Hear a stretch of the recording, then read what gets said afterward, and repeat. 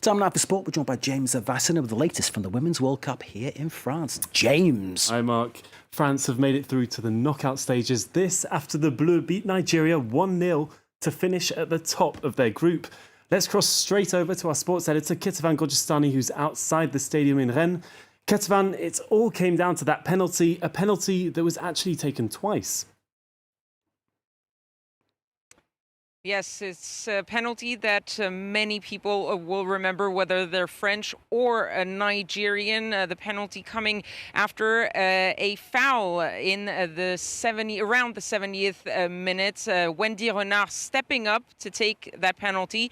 She missed. She hit the post on that penalty with a lot of disappointment in the stadium. But just as people were starting to look back on the pitch to see what was going to happen next, well, the referee called for the penalty to be retaken. This after the Nigerian goalkeeper, moved from her goal line. The second time around, Wendy Renard did not miss, hitting it very powerfully, scoring that goal. And sigh of relief in the stadium as Les Bleus finally took the lead. Wendy Renard, who ran to the corner to celebrate with her teammates and the substitutes all together, coming together because this victory was very hard. But that penalty gave France the win, gave France the 9 points, and means that Les Bleus finish these group stages at the top of Group A ahead of the last 16. Now, France have made it through, but tonight's game, as you mentioned, wasn't quite as easy as many had expected.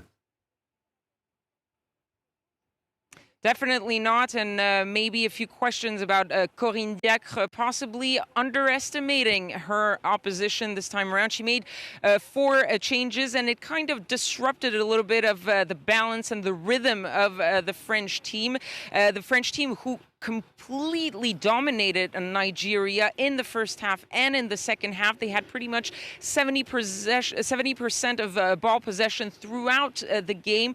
They had plenty of opportunities. They came close to the goal plenty of times, but each time at the very end, when it was time to take that shot, they just couldn't get it done. The first shot on target for France happened in the 65th minute of this game. They had to wait until that long to finally get a shot on target, and really asking questions about France's offense. They did dominate, they did play well, but that final shot, that final push to the goal was a bit of a problem. They played South Korea, Norway, and Nigeria. Norway being technically the strongest side of this group.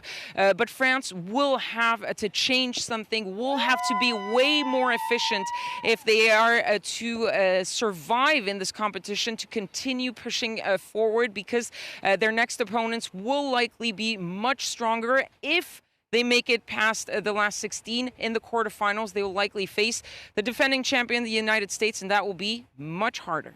All right, Ketavan, looking very much forward to hearing about all the other games later on in the tournament.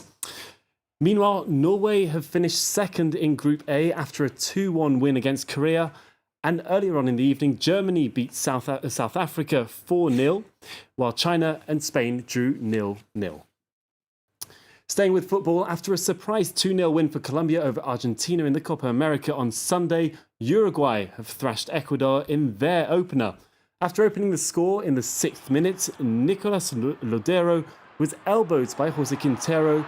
The Ecuadorian was sent off, leaving Uruguay down to a 10-man team. Paris Saint-Germain forward Edinson Cavani then made it 2-0 in style, before Luis Suarez popped in a third goal, making it 3-0 by half-time.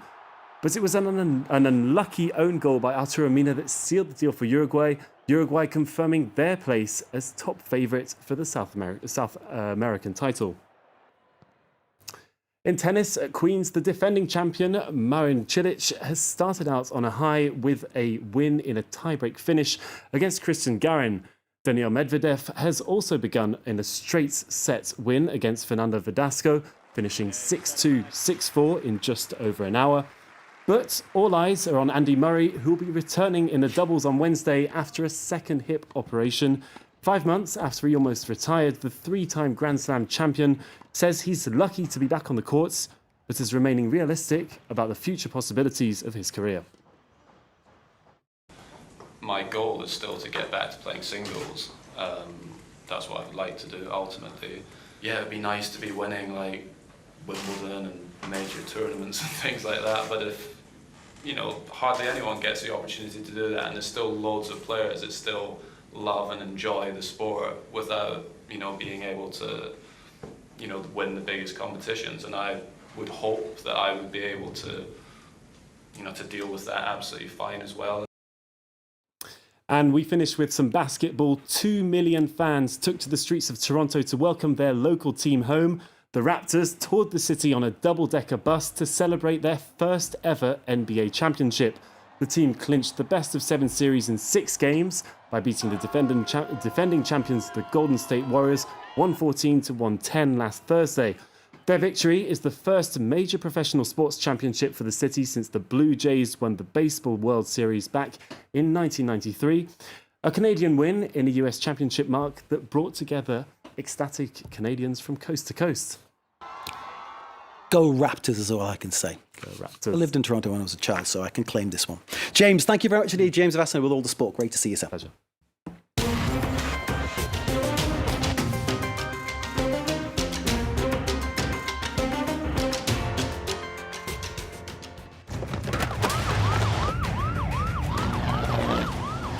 Lost temples, buried jewels, and lots of action.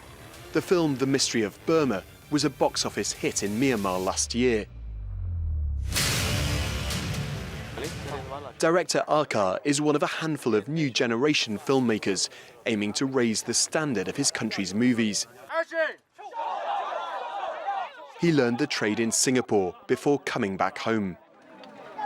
The visual and audio, it's very different from what we can see most of the time in Burma. The movie, it's totally different style, and the look, everything is really different. That's why the people really love the film.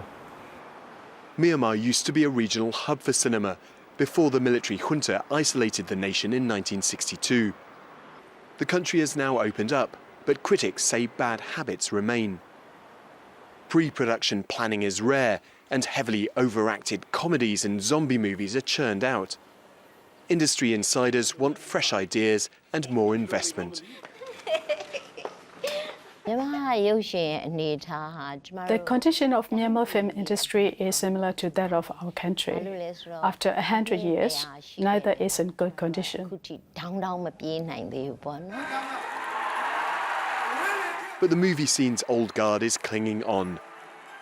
At this year's Academy Awards, Myanmar's Oscars, none of the new generation filmmakers came away with prizes. Director Na Ji was among those who lost out, even though his adaptation of a novel set in the 1940s won over the horror film Crazy Nation.